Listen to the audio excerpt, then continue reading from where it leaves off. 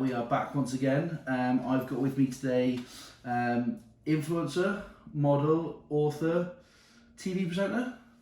No. Have you done any TV? No. Oh, I thought someone told me.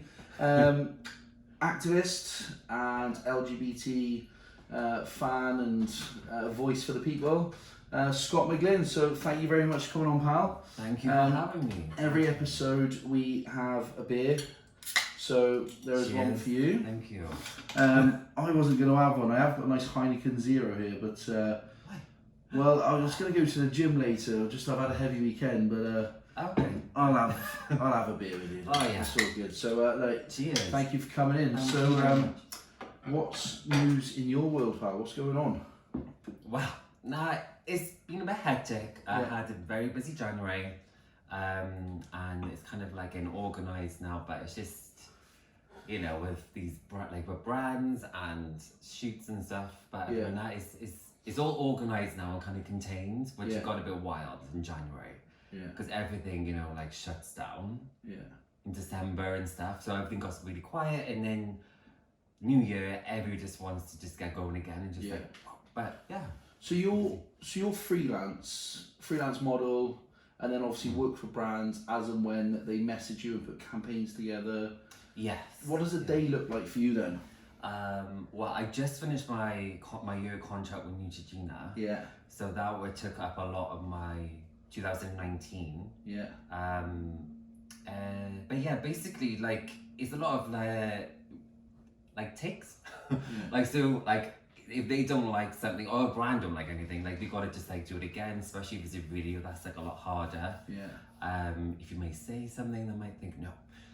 So that takes a lot of time. So a video to post, and I'm talking less than 10 minutes.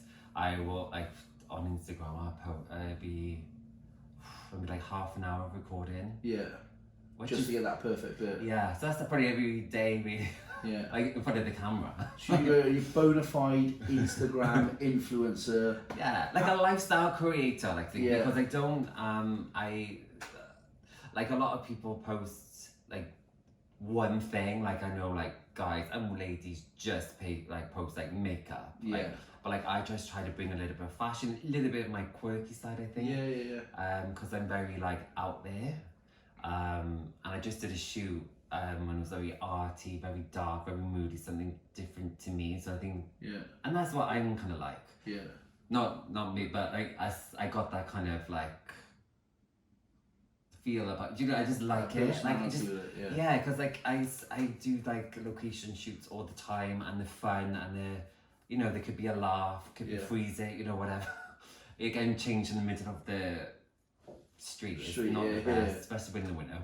Yeah, especially in Wales. But yeah, I get blown away. But it's just nice to have a studio shoot, and that's what I did. But yeah, it was lush. So you said off the podcast there. Obviously, you got your own podcast as well. We'll come on to that. Obviously, chat about that a bit. But you grew up in Barry. Yeah. Live in Blackwood at the moment. Did you grow up in Barry? Yeah. What was that like growing up? What was childhood like for you? Obviously,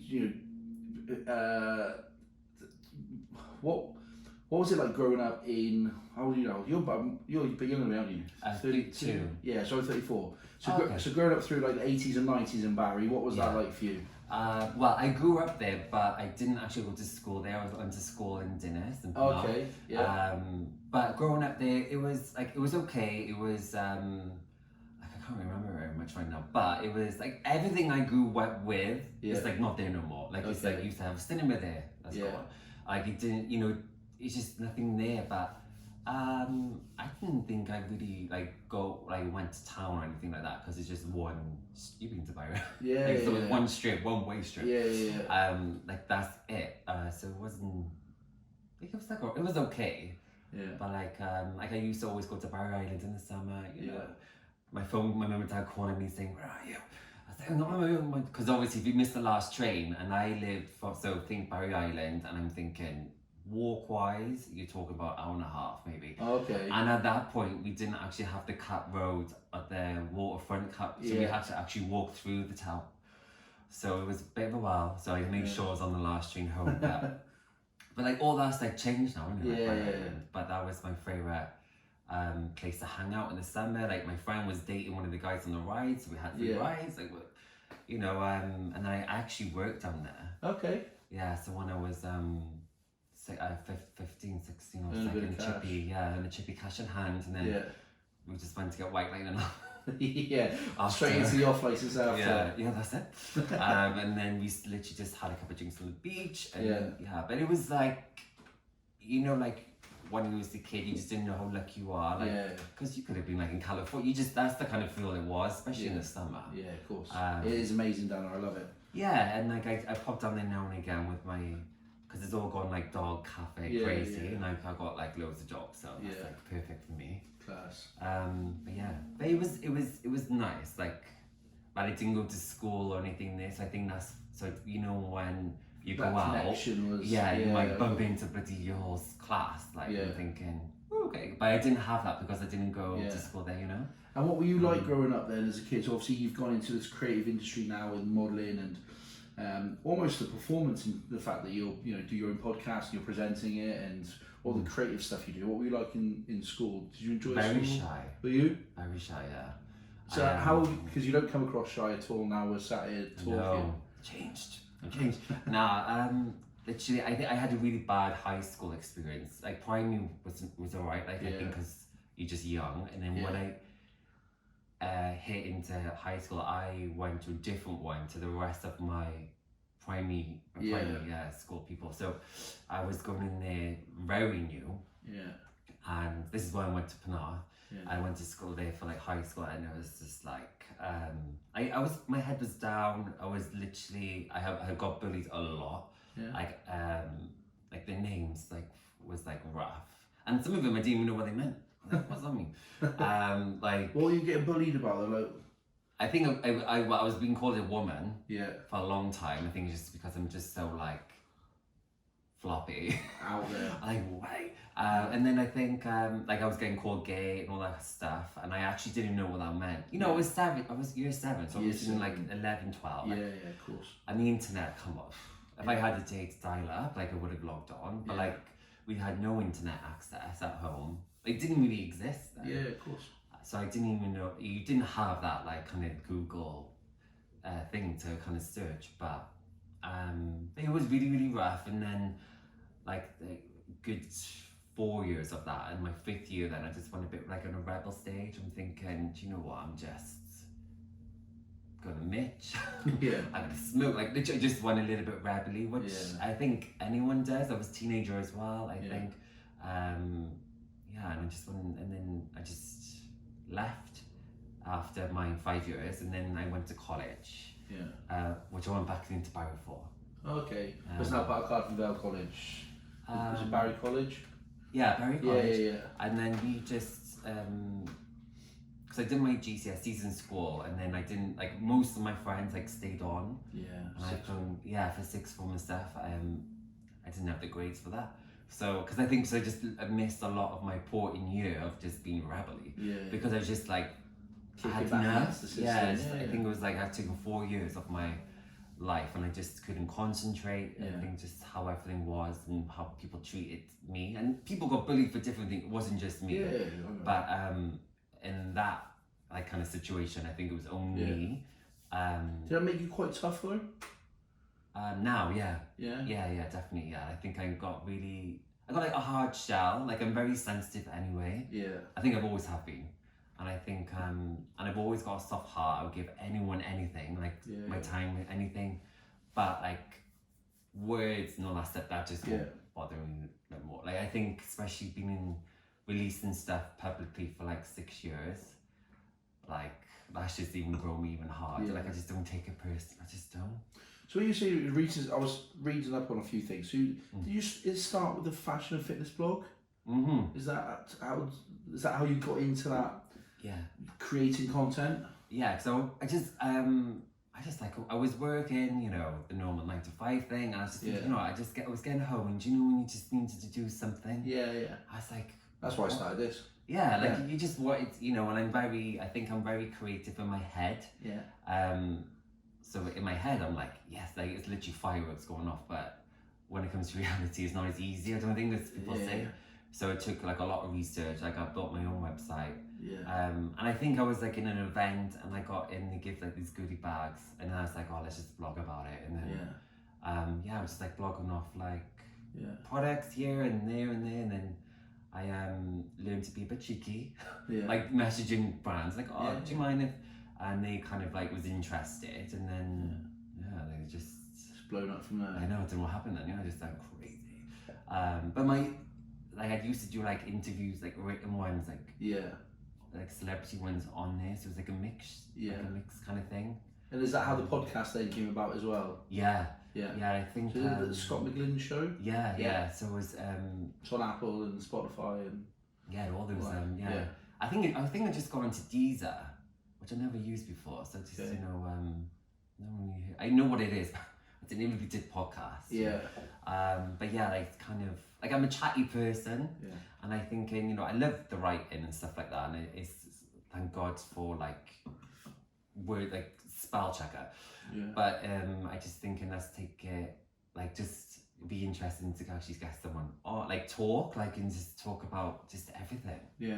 And who's been some of your, because you did quite a lot, how many years did you do that for? I started me and Polly was actually Polly James. I was talking to her about it in 2017, and we were planning it. I was planning it then, and it was like just after New Year's, like 2018 January. We just jumped in the studio, and I think we recorded like 2 episodes for like 3 weeks. And then she left me on my own. I was like, okay. You're at 90 odd episodes now though. It's definitely, I've definitely hit my 100th episode this year. So you're not regimented with it, not weekly, just as and when you speak to people or? Like it was every week. Actually, I think at the start I was doing it twice a week. I think it was like a Tuesday and a Thursday, and then I kind of like narrowed it down to like a Tuesday every week, and then I think because a lot of things with like on like Instagram was taken off and took a lot of my time out, and then it was just like planning, because you know how hard it is like to plan some schedule. Your diaries are mental, That's just like, and then most of them, well not most of them, a good number of them are from America. So they're just a different time schedule to me. Australia, I think they actually are in a better time schedule. I don't know why. Like it's weird. Like I'm trying to like. How come you got so many from across the pond then? I don't know. I think they're like the British. You did something with Perez Hilton, didn't you? Yeah, Perez. Yeah, I had him on twice. He's really famous. Yeah, he's a lovely guy. Yeah, he's lovely. Like I just approached him the first time, and then we just kept in touch. Not like talk every day. Like, But I could just, if I just support him online, and I think he did the same for me. And then a year later, I said, "I was going to come on because he was presenting. It was like I don't think it was Magic Mike, but it was like that kind of show in Vegas. He was presenting it, so I thought, let's just talk about that. So it was like literally a year anniversary from his last that he come on. But he's been amazing guy since then and stuff. But he does his own podcast. I was about to say he was probably one of the first people, I suppose, that. But he's got 2 YouTube channels. He's got 2 of everything. Because he's got 2 Instagram accounts. He's got 2 of everything. He seems to know everyone. Like he's the main man now in terms of celeb gossip and news and that in America. Definitely. So thank God. Like obviously, maybe not always in a good way. But like he's definitely. No such thing as bad PR, pal. Well, no, exactly. No, just a little graffiti with your like dress up or whatever. But he's really cool. I've had so many. I've had like Sally Fields, Sen on there. When him and Adam Rick was out, like the whole hype about the ice skater was just like, will they date or will they not date? And I was like, come on, get on, let's have a look. And then like he actually said no, they weren't dating. Because it just everything went crazy. Like I've had Daniel Franzese, he was from Mean Girls.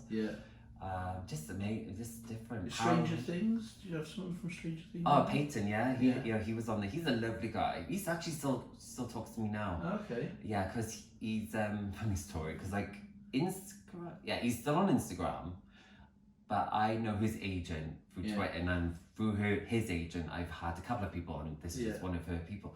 And then his Twitter account got like taken away because he was under the age. of having a Twitter account. Oh, okay. I think you've got to be 16 and he's only 15. And I was like, where's your Twitter? I was like, have you blocked me? Like, I didn't know. I was like, what's going on? But he said, like, he said, no, they took it away because they found out I was younger. Yeah, of course. And obviously, I think Instagram, you can go like 13, 14, so I think he was all right. But he was really, really cool, yeah. How did you get into, so as you're growing up is when internet kicked in, and it would have been MySpace, Bebo, and then Facebook were more, I suppose, important for you now, Instagram, Twitter.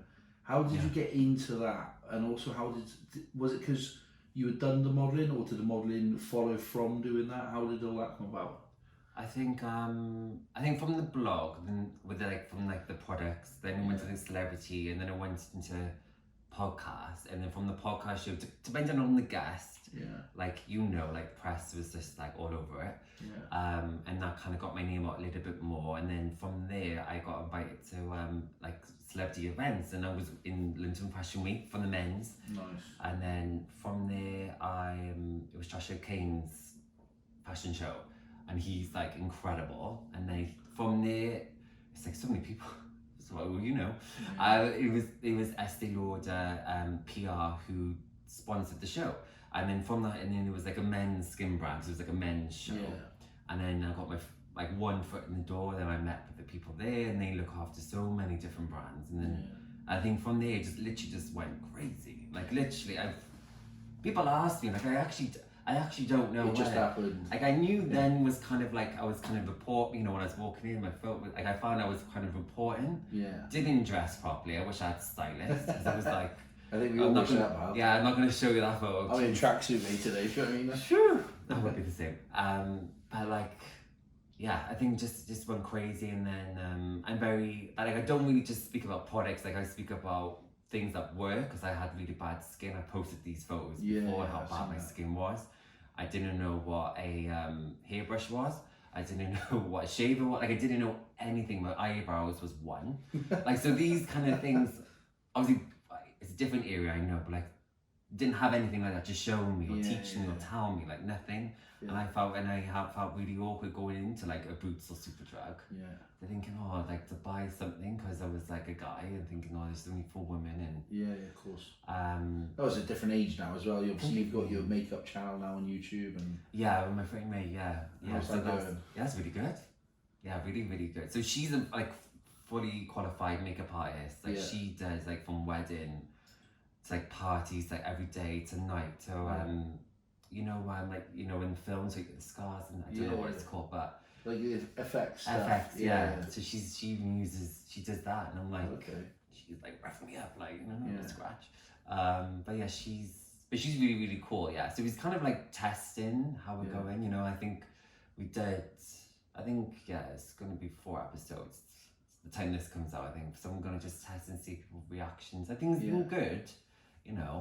I suppose it's one of those things where I listen to a few different podcasts, like business ones, but more on the social side, and they all just say, if you can just keep creating content, it's free to put it out there. You just keep doing it, and like obviously you're making a career from it now, in terms of working with some of massive brands, and even modelling ASOS and Topman, and so basically all the fashion, I work with them all the time.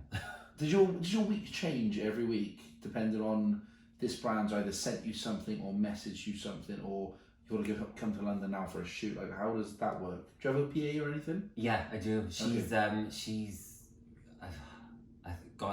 can't thank her enough. No, it's like, because the fashion stuff, like for brands like with Boohoo and us, all them, I control that, because I plan my own shoots. Okay. Around Cardiff, So like that's fine. But like the other side, because I think I'm on like 30 PR lists right now. So that's from like hair, skin, but like, it's just I can't even keep up. So she keeps me like tidy Excel spreadsheet, and then like she just lists everything, what I got to do. It's so organized. I think it was so regimented what time you've got to do certain things, and some people like like one I did towards like a subscription box. And so every 2 months it was like a men's grooming package will come to your door, and that would last you for the 2 months. So that was time frame, because I had February's, so I had to make make sure I had to get it out there in Feb, you know. But yeah, it's manic, you know. But they're for the London stuff, like with Neutrogena, they just organised all that for me. Yeah. Like, you're getting on this train, I was like, okay, like, you know, and just sort all that stuff out, which is so much easier for me. Yeah. Is it easier when you're on a contract then, I suppose? At least you know what you're doing, when you're doing it, you know that there's an income coming in. Yeah. Like, that was my first, like, I think when they approached me February of 2019, it was literally a year ago, like, that was my first proper job, especially for a year. That's like, and I didn't even know how long, like, I didn't know. Because I was just getting nicky bits here and there, and a lot of it is like just gifted, especially like the PR stuff. They just send you pocket place for a post or whatever, a story. Yeah, which I have learned that you don't have to do if you don't want to. Yeah. Like, I just didn't know. I think, gosh, I got to post all these different things. Like, what? But that one, that Neutrogena was the big one. I think I didn't know what I was getting myself into, to be honest. Yeah. I was working by myself still, so I was thinking, well, what am I doing? And then like the contract was very, you know, strict. Yeah. And so I was trying to like make sure I didn't do any like hiccups or any bumps. I didn't want to make sure I wasn't going to get fired, basically. Yeah. And but yeah, it went well. And like literally, they took me to London. It wasn't just me. It was another like 12 of us, and we would like sit down for the whole day. Like learn about like the science, like what skin need, like learn about all that, which is very interesting to me. You're an ambassador then for that company, aren't you? Yeah, it was so interesting. Like, I love like skin products, you know, because I've tried so many when I was growing up and it didn't work. Yeah. Like acne, like I think eventually it just like kind of grew away for me. Yeah. And obviously the projects we have now, we didn't have back then. So it's completely different kind of decade. But now I know if someone asks me the question, I can answer. Yeah, bit of informed knowledge then. Yeah, and we did it for like four sessions throughout the year, and but yeah, it's nice, and I go by schedules.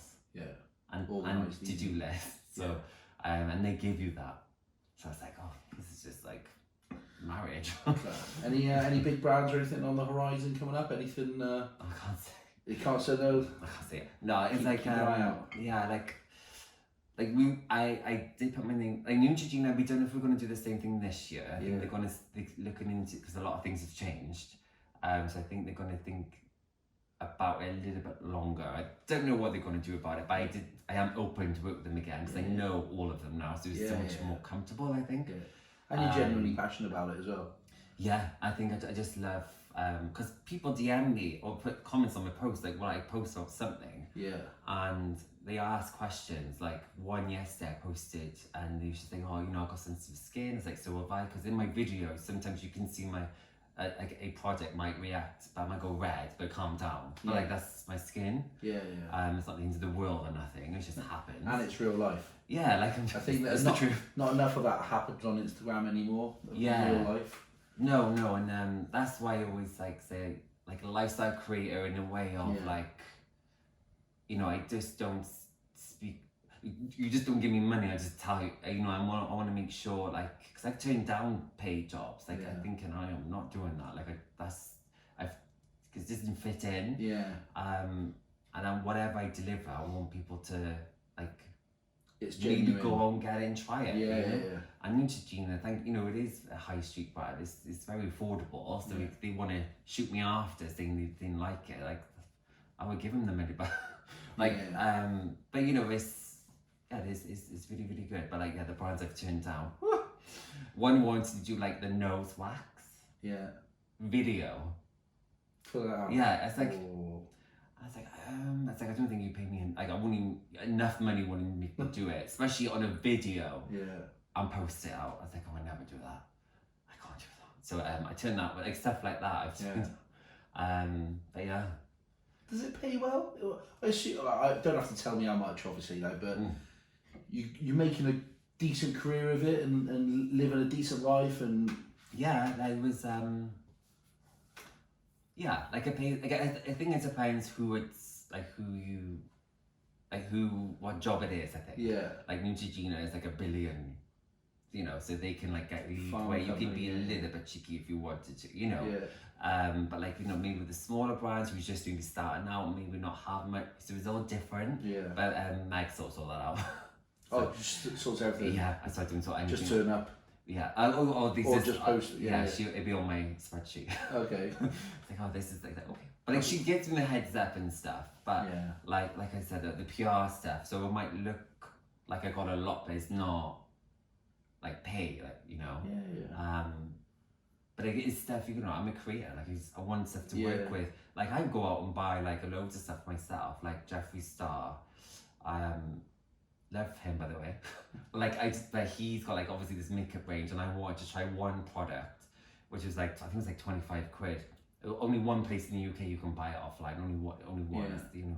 So I bought it. I actually done the video, I haven't posted it yet, but maybe when this is out, but like people was like, I did a story and people was thinking, oh, you know how to get it. It's like literally I actually have bought it with my own money. I bought it with my own money. I get everything free, like. Yeah, it's like, so just people know that. And like the new Chigina, I went out and bought like the brand new range. I'm just gonna give it away to someone, like just stuff like that. Cause I think I talk about it and people can see it. It's like, oh, and let's give chance to someone to like maybe.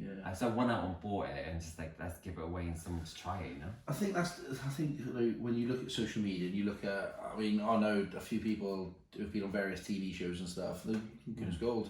But then you see some of them and they are promoting skinny teas or all these things that they would never ever go and do themselves normally. And I think, obviously, speaking to you, the difference is you are genuinely passionate in the industries that you're promoting brands. I think some of these, you can tell it's literally, there's the money, say this.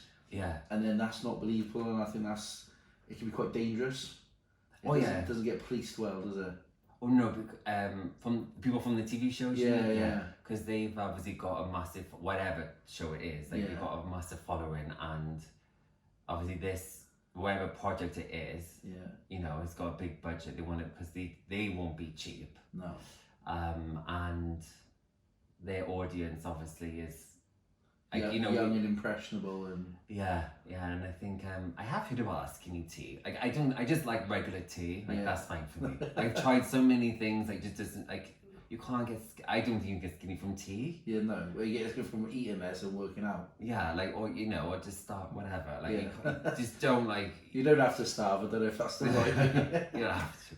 But like, you know, if I'm tea, it doesn't work. So like, I rather have my regular tea, like stuff like that. Of course. And teeth white, all that kind of like teeth white, all that stuff don't work.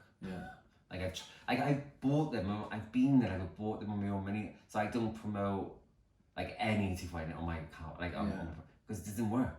It just like straight, like, well, not for me anyway. It's quite refreshing to hear that. You know, the stuff you are promoting, and you are getting paid for it in some respects. Actually, in half the respects, you're not. You're actually going to buy it yourself. I love this product, blah blah blah, and then that's, you know, there's a lot more integrity to that, and I don't think potentially there's enough integrity on social media. On social media, do you get where you said you were bullied as a kid and had a bit of a tough time? What's it been like now? You know, you've got almost 100,000 followers on Instagram. I can't remember how many on Twitter. Do you get a lot of shit thrown your way at all? People commenting or be abusive or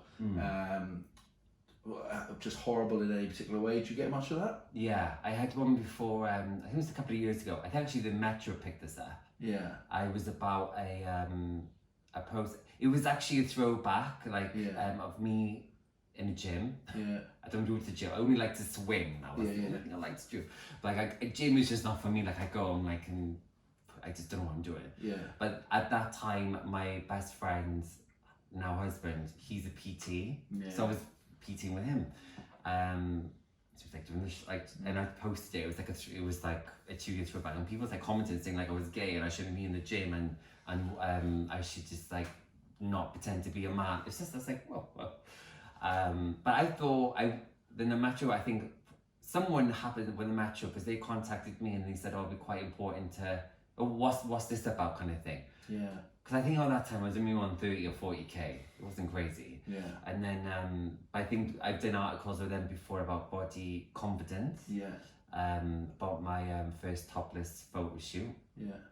And they talked about it, and I was just like, yeah, well, I don't know. And they just, it's like, if you want to do something on it, like, I'll speak to you about it. Yeah. But it's like, it's not bothering. It doesn't bother me. Like I said, like that stuff. Now I'm like, you can just laugh at it, can you? Yeah. Because obviously you think about, I won't get into this, but you know, Caroline Flack, and was it social media? Was it her own actions and all that sort of stuff? Just don't think it's policed well enough, and it can cause a lot of stress to some people. I've seen it in some people. Yeah. And it's caused a lot of aggro where they're just constantly being hounded or abused. Oh, like a cyberbullying? Yeah, like trolls and cyberbullying and stuff like that. Yeah. Do you ever reply to anyone like that at all, or do you just laugh it off? Oh, I say thanks. Do you? Yeah, so... I don't block them on nothing. Kill them with kindness. Yeah, because I think sometimes like they're still following you. Yeah. And it's all right, I keep a follower, it's fine, I don't care. Yeah. But like I'm not ashamed. Followers more money in the bank at the end of the day. But like I'm not ashamed of it. Like, yeah. I'm thinking if that's what you want to say, And I did a live video, and like people were saying, go to bed, you're ugly, go to bed. I was like, you follow me? Yeah, like you're watching it, you're fucking idiot. Because obviously you can't watch, if you don't follow somebody, you can't see a live video anymore. I think it's completely changed. Before it was open to everyone. Okay. But now it's changed. So if I follow you and you go live, but if I didn't follow you, I wouldn't be able to see you go live. So it's changed. So definitely will follow me. Yeah. And they still do, I think. That was last night. Yeah. Was it last night? I think so, yeah. There's some views going on last night. Like, I don't get it. I don't get people like, and I've probably been guilty of it where I've made a throwaway comment on social media, not necessarily at someone, but just, so and so's like on Love Island, so and so's a fucking bell end or something. Yeah. And then actually you think, what's the point? Like, yeah. I think Twitter I do a lot more. Yeah. I think if something really annoys me and you can rant properly on Twitter, can't you? Well, yeah, like it was an article about it was a gay woman, and then she was being abusive to gay men. It was but my friend Callum, he brought it to my attention, and he was commenting, and he was like, check this out, and I was like, was she okay? It's like, because you're meant to be in this community together, you know, and support each other, and we're like, wherever in the world you are, like social media now has kind of brought us together in that way. I was like, whew. So I said something. Yeah. But yeah, I do say things. Do you think enough is being done to support the LGBT community and like my brother's gay, my sister's so one of my brother's gay, my sister's married to another woman. You're the odd one. So yeah, I'm the odd one out of my family. And interestingly, working in radio, it's a really creative industry, and actually when you get to meet people, you wouldn't know, but then there's lots of gay people who work in radio. I don't know why, it's just really prevalent. Yeah. So for me, I couldn't give a fuck either way. You do you, and as long as whatever that bit is that you're doing, whether it's smoking or whatever, as long as I don't have to do it, you're not hurting anyone, you carry on, like everyone's fucking equal, right? Do you think enough gets done to, and this, I don't mean this in a horrible way at all, but to normalise the fact that so many people are gay and it shouldn't be an issue? Why does it keep getting brought up? Do you think enough gets done on that front at all? Do you know what? I don't know. It's every day I log onto Twitter. And Twitter, I pretty much, this is how I find out about what's going on in the world. I think that's like my kind of news. Yeah, of course it is. And I was just like, it's something new every day. I don't know why. I just think I read something new and I'm thinking, oh god, really? So like I don't know. Like I do a lot in the community, and I think I support it as much as I can do. But it's I know a lot more people. He was in it deeper. And really, it's like on there as a spokesperson. But yeah, I'd be supportive on what I think is right. There could be something like they've done, and I'm not supportive. Like I won't be shy about it. Like I would tell them, and I think I don't know. It's hard. I think it's nice because I just got it. What's his surname? His name's Billy, but I forgot his surname. But he's going really. he's like from America. He's an actor. I forgot his surname now. It's going to bug me, but he's gone really like every event he's going to recently. He's going like dressing up in dresses. Yeah. And he's very quirky kind of outfits, and I love it. Like, but he had so much backlash from it because growing up in Hollywood, which I found in one of my episodes from interviewing a couple of people, you got to kind of hide your sexuality. Okay. If you want to make it far. Oh, okay. Apparently directors don't like it. Or like they very short cast you on a role, and if you're open. So he did that, I think, a long time in his career, but then he just come out, and then it's mad, isn't it? It's gone crazy. Yeah, it baffles me a bit. Oh yeah, just because it's a couple of gay actors out there that are well-known ones. I won't put no names, but I do know one. Yeah. I'm not allowed to say. No, don't know. No, it's not about that for me. But I do know, but like it was like, it's crazy though. Do you mean because you probably got enough money now to retire? Obviously it's your job, is what you want to do, but it's like it's crazy knowing that. Yeah. But yeah, so like I just want to. Oh no, it fascinates me, and obviously it's a big part of who you are and you're growing up and what you do. And I don't think there's enough probably done. I don't know what else more could be done, because you know the way I've grown up and lived, I've never been subjected to any bullying on that formal side of things. You know, I've got a girlfriend. I've never lived those lives in those shoes. Yeah. So I don't know what more could or couldn't be done. My opinion's probably, one, it's irrelevant, two, it's probably ill-informed. But it's pretty much, you know, the same when you look at the racism on, you know, it's still horrific, especially on Twitter. And like, I'm massive into sports, so I follow lots of sports stars, and the abuse that they get from people in their own country, you know, England rugby player, footballers, sorry, or well, like how they like the performance. And so they might have a crap game, and someone goes, "You effing N-word, fucking die," and you're like, "What the fuck is going on with people's heads?" Like, I don't know. There's you see calls now. I've seen people saying that there should be a call for social media, so Instagram or Twitter or whatever, to be linked to passports. So if you've got a Twitter account, you can only open it if you've got a valid passport. Oh, okay. Because then that way, if you do discriminate in any way, then it's on your part. Like, do you know what I mean? It becomes a criminal offence almost. Oh my god, that's it's going that way to some extent. But do you then think it's going too far the other way, and everyone's actually, you know, this snowflake generation, people are offended at absolutely everything nowadays? Do you think it's gone too far that way at all? Like it's a hard. Like I think. Like some people, I know what you mean by if someone does me like a bad comment, like I could take it really further than I could really milk it. Yeah.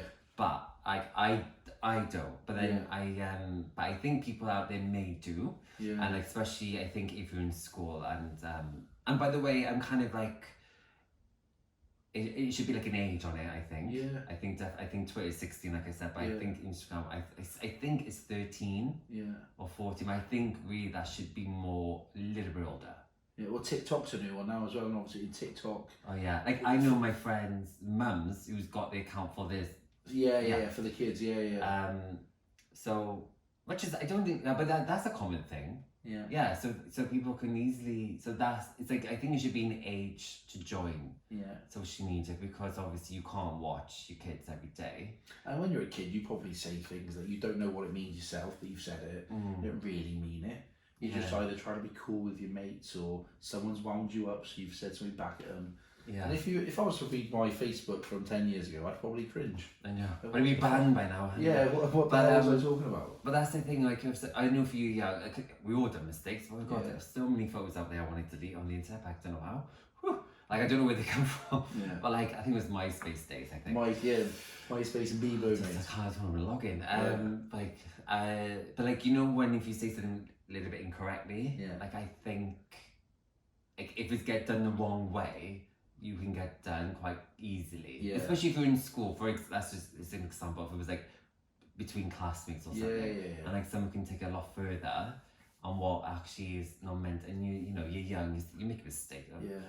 But I don't know. I think it's gonna change for sure. I think it will, especially after getting the Caroline Flack thing. And but I think that's more about care as a celebrity, right?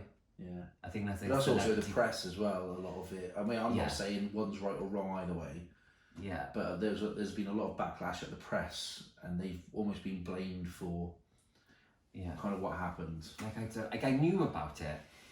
I knew what was going on, and I didn't. But the thing is, I'm not a Love Island. I don't watch Love Island, but I know who she is. Yeah, of course. I think the last gig I saw her was with the X Factor, whatever many years ago that was. You know, I followed her on Twitter, I think it was, not Instagram, but I think I followed her on Twitter, and just you just support like just you do. But I didn't know how far it went. But like when I learned when I heard about everything what went on, then obviously I understood a lot more about it. But I just I was shocked. Like I got home. It was on Saturday night. And I just got home, and then my partner said, and I was like, what? Like I was like, what are you talking about? And it's like, you know, because all I knew was like she was just gonna do this like she was gonna do Love Island, but then she dropped out or just took off. And then she was someone said she's gonna come back or something for like the summer one, but I don't know, mate. I don't know. Poor girl, sure. It's sad. I don't know. Yeah, nor me. I mean, I don't know what can be done, to be honest. You know, if you police it, then I'm sure there'll be ways to get around it. People will still find a way, won't they? Have you seen that Stephanie? I've been following her and her videos on it a lot, and she is I forgot her surname now, but she's like in Big Brother and stuff. Celebrity Big Brother. Like she's in Hollyoaks actress. Her name's Stephanie something. Yeah. But she's very like she's on it, and because she went through this similar thing a couple of years ago. But I think more people should talk about mental health. More people should talk about the fact that being in the LGBT community is normal, and actually why should you get abused if you're gay or lesbian or whatever it might be that you want to go and do. Same for racism. I think just the more people who talk about it, the better. But I think part of the problem is people don't like, people of maybe a certain age or a certain way of growing up don't like change and think that they're right and other people are wrong. Yeah. And whatever that is, and I think they need to be educated probably a bit more.